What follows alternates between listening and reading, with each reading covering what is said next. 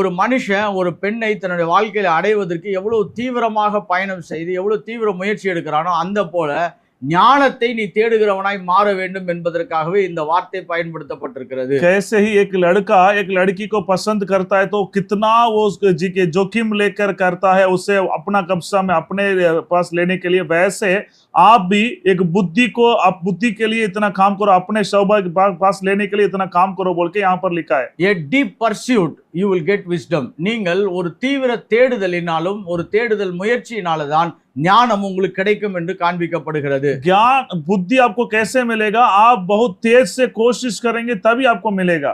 நிறைய பேர் ஞானம்னா அது தானா வர வேண்டியது தானே, அது அது கர்த்தர் கொடுக்குறேன்னு சொன்னா அவர் கொடுக்க வேண்டியதானேன்னு சொல்லுவாங்க.